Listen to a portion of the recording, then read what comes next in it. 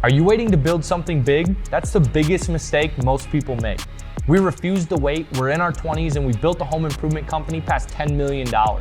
Not because we knew everything, but because we were desperate enough to figure it out along the way. If you don't want to waste decades playing it safe, and if you're ready to build success earlier and live stories worth telling and stay ahead of the curve, subscribe now. Let's get into the episode. Today's guest is Evan Dippin, former AE landscape border sales rep, stealth photography junkie, and a living proof that value comes from skills you build, not the jobs you take. He's here to talk about how mastering high-income skills transformed his life and unlocked a whole new path forward. Let's get into it.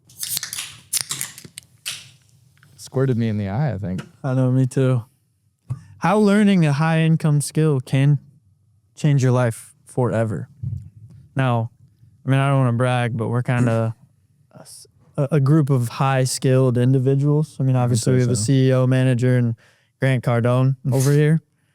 I guess, Dippin, how? What is it that you do? What is it that you do? Let's do that. So right now I'm a sales rep for Polypro 4 Coatings, but originally came from AE Landscape Borders. So you want me to go in depth into what? So you pretty much go into the home in a warm preset lead. You know, you pretty much are going to build a rapport. You're going to give people a proposal and then ultimately give them a price to try and earn their business while you're there, correct? That's exactly right. Okay. Very good communicator. I would say so. You feel like your skills have kind of sharpened? And I mean, what's changed in your life from learning that skill? I feel like a couple of skills have definitely sharpened after being here. One that Parker usually hits on a lot is accountability. I feel like something, probably the biggest thing I've learned. I feel like that's a high income skill that not a lot of people have in today's world. Being able to own up to a mistake when your boss calls you out on your mistake. I think is a pretty big skill to have and something that can further you in your career. So I think that's something that's changed. Perseverance would be another one. Learn how to stick through it after hitting rock bottom, which I know you've experienced it. I know you probably have. I know I have. In the sales world, you're going to hit the bottom and you're going to hit it hard. And so about being able to keep going through, probably another skill that's definitely honed in. So from like a top looking down, all of those things are like characteristics that you've sharpened.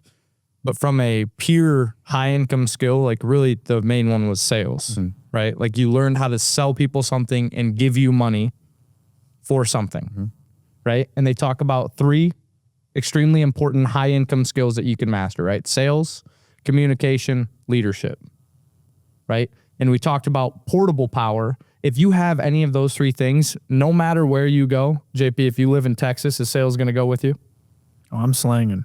If you live in Charlotte, North Carolina, and you're just downright dirty leader, you think it's going to go with you? 100%. If you can master any 3 of those 3 things, it's game over. Your portable power, your walking power, like you have the ability to make a shitload of money no matter where you go, which is crazy to think about. I mean, Grant Cardone himself, like the Undercover Billionaire show where he literally just, changed his whole identity and started $1 million company within a couple months. I mean, it just shows like how powerful having a skill can be and how you can apply it to pretty much anything in life once you have it. It doesn't leave. No. Right? You are the machine. You are the money creator, which is extremely powerful. It also I think having one of those kind of skills, like it gives you a lot of confidence and not only, sharpening the skill that you already have, but the confidence to even pursue more skills. Skills are literally a cheat code for confidence. And Evan, you're the prime example of this. Whenever you would get on a heater and you felt like your skill was just at the peak performance, how confident were you?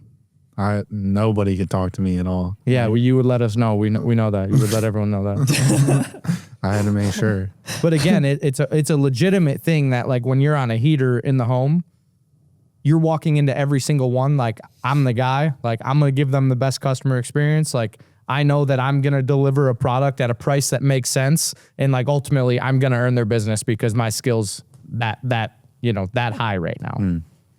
And it's definitely something too. You can attain this skill but it never stops developing, or it shouldn't stop developing. I feel like that's where that learning the high income skill also adds value to your work life and career. If you stop learning, then you're just dead in the water at that point. So I definitely think that's something that needs to happen to a lot of people that try to learn the new skill, is they need to keep learning about it and not just stop when they feel a little success. Exactly. You zoom in and there's more skills within that one umbrella of skill. Like sales, I mean, we're all kind of sales guys. And there's, communication, there's persuasion, there's, looking people in the eye as well. Like I think sales is definitely a huge skill to have in everyday life. Oh yeah. It's one of those 3 portable power traits. Like it's going to go with you no matter where you're at. What do you think would be the most important trait under that umbrella of sales? Like, what do you think is in a good subcategory? Probably communication. Like I think being able to talk to anybody, like we're social creatures. So I mean, it's super important to be able to hold a good conversation, get what you want out of it, and, benefit the person you're talking to as well. I'll tell you, not under the sales umbrella, but under those 3 portable power traits, like the one that is the most impactful for good or bad, or is really, in my opinion, leadership. Right? I was definitely one of those kids that when I was younger, I would lead in a terrible way in terms of we'd be on the playground and I'd be like, dude, let's go do this. And ultimately we'd get in trouble. Right. But I would lead them like so effectively that I would convince them to do bad shit.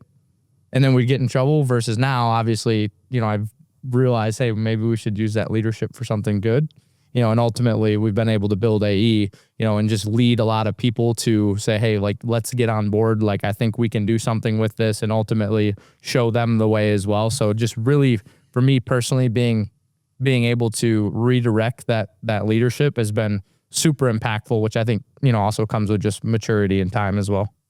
You think, and I guess this is a question for both of you, like, do you guys feel like or not sales, but the skills that you have were innate, or did you have to like learn them? And then, I mean, I know developing is part of it. Do you think you were kind of born with it, or was it learned? I don't know. I would say when I came in AE, I don't know, Parker can you agree or disagree with this, but I feel like I was pretty good at sales. Definitely a lot of things I had to learn in terms of specific details, and like I said earlier, accountability, responsibility, stuff of that nature. But definitely do feel like I was gifted with a little bit of a sales knack prematurely to this job. I think, again, we talk about one of the characteristics under the skill. Mm-hmm. You weren't necessarily good at sales because you've never done it for a super long time, but you were great at communication, right? And you had other skills or other characteristics that would allow you to be a good sales rep. And at that point, it was just, fine tuning and working your way through that. I think it's definitely you're born with a skill and you develop it. But what's cool is, and Naval Ravikant, he's a big philosopher of like the modern age. He talks a lot about, something that looks like work to others, but feels like play to the individual. And I mean, Dippin's a really good example of like communicating, or like me and like wanting to, serve other people, or like you in leadership. Like it's definitely, it comes second nature to us. It's a skill that you develop, but everybody has a set of skill that can be applied to a high income, revenue stream, but you have to be able to reflect on yourself and kind of notice what it is and develop it as you go. Well, again, it's about the reflection and then the direction. Yeah. Right? Because again, going back to leadership, I had no direction of like how to use this. Right. And that's why I was always leading my friends, other people to the bad stuff, versus when I finally self-reflected and got the direction, now we're moving in the right direction at high speeds and at high income. And we do all right. We do all right. I guess, JP, you said you think everybody's born with a skill. In terms of AE, I know I've seen a lot of people come and go because they're not able to, just pull it off. Like, So what makes you think everybody's born with this skill, you know, when you've seen it firsthand, people not being able to succeed or learn a high income skill quickly? Me and Parker kind of had this conversation with Brock on the podcast where it was like, you know, there's a difference between the skill that you have and then the value you bring as an individual.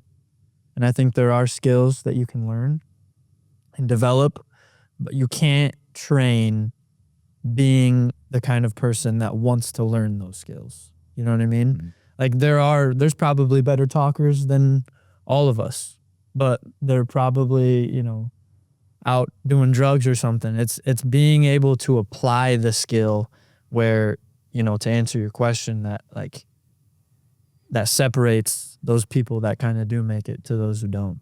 Yeah, there's people out there that are, you know, maybe I'm a better leader, but they're better at this, that, and third, right? So I think it's just about utilizing your skill to the maximum, you know, ability you possibly can. You know, funny, like the Bible talks about this too. It talks about like, you know, individual body parts. Mm-hmm. And it's like, just because I'm not a hand doesn't mean the eye is anything less to the body. Like they all work in harmony together. And I think like sometimes people get twisted on, and I mean, at least I did, you know, being so obsessed with the fact that, you know, you're not good at this one thing. So then you kind of ignore what you are good at. And you have to be able to see the value that you bring as an individual. And like everybody is born with a talent or a skill. And again, you just have to find it and apply it. 100%. I think, you know, moving a little bit further down the line, right? We've talked about what some of the high income skills are, right? Now let's talk about, because do you think you're ever going to get extremely wealthy just off one high income skill, Justin? No.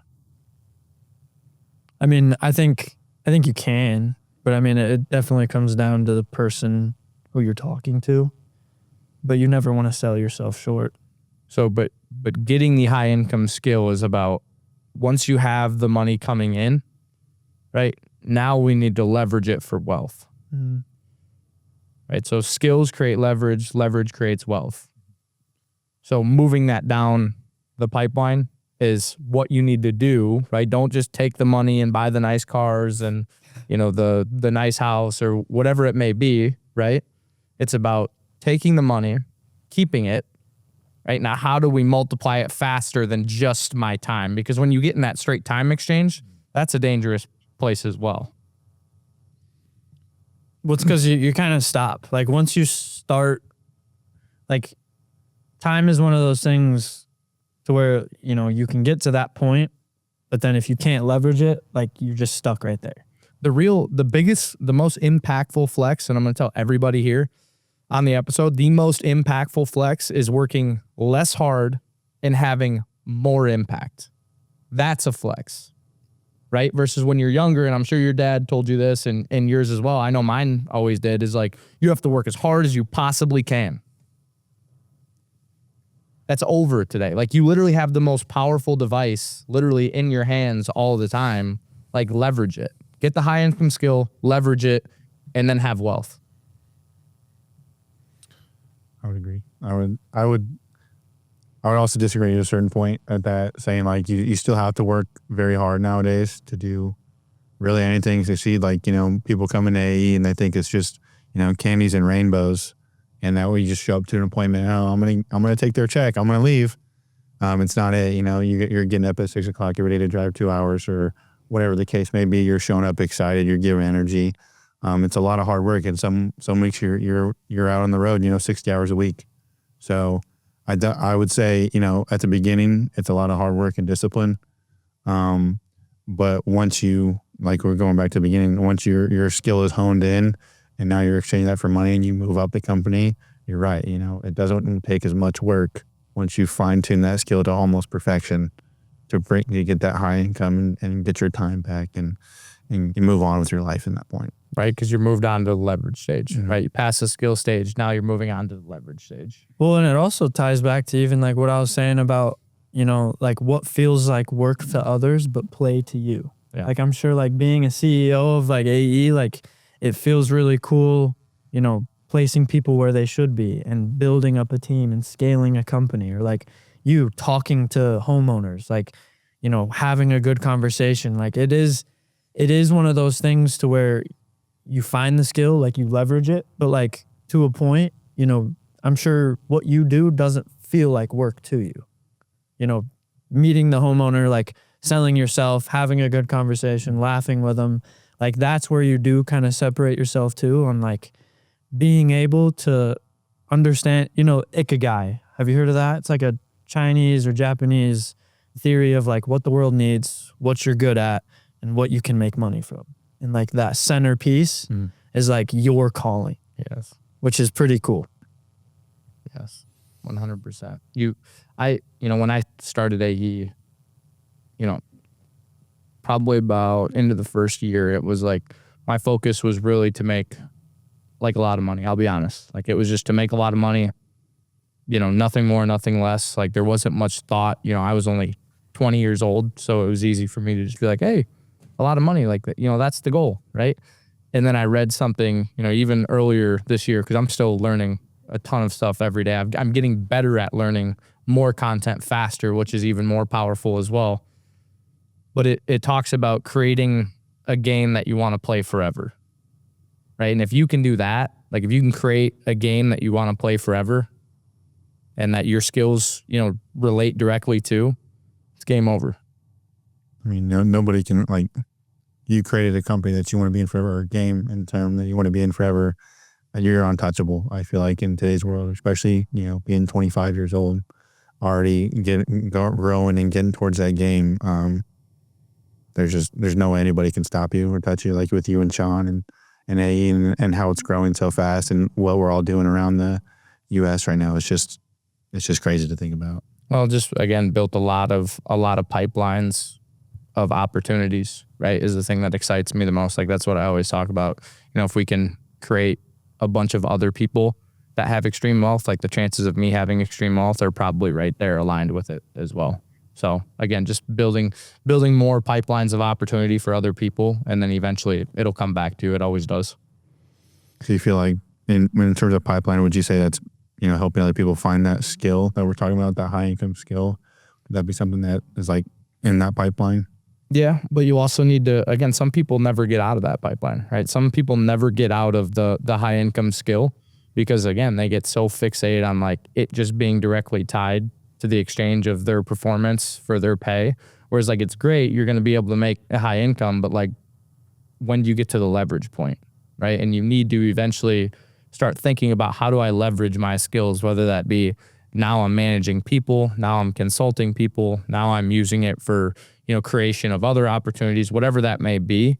Like that has to be at some point in time, you know. And again, it took me, you know, I worked for Jeff for 3-4 years before I eventually was like, hey, I can leverage what I found out now and what I was doing, you know, over here in AE as well. So, you know, it takes time. You know, it's not something that you're going to snap your fingers, you know, overnight. But again, you have the high income skill, so I wouldn't sweat it. You still have the ability to make a lot of money, but just, again, continue to think about, you know, at what point do we leverage this?